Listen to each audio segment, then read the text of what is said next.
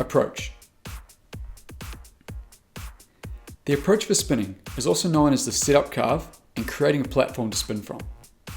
Pretty much every snowboarder spins backside from the toe edge because leaving from your toe edge helps to project your momentum into the backside direction. The good news is the approach line is more or less the same for all backside spins. Once you have the speed for a straight air, drop in with the same speed and do one smooth setup carve on your heel edge.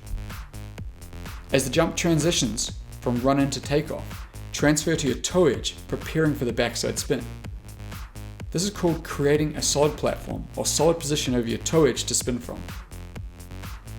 The transition from your heel edge to your toe edge usually happens approximately at the point of flat ground, where the jump changes from a downhill in run to an uphill lip. Aim for your board to leave the lip of the jump in a straight direction.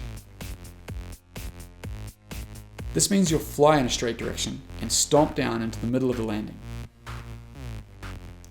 Every jump is slightly different, and the approach path will differ between different jumps, although the basic pattern is always the same.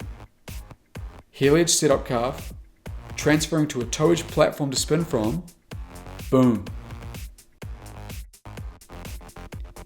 You need to have strong carving skills to do this properly. Carving is the ability to turn your snowboard while riding only on your edge, and it allows you to keep nearly all your speed while turning.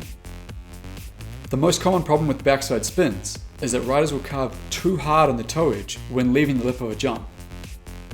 This can cause you to drift out to the side of the landing and hit the knuckle, or to catch your edge, throwing you off balance. The toe edge carve is not an aggressive turn, but a strong, solid position over your toe edge that you're going to spring from. Getting the approach correct for your backside spins is an essential technique that you need to master.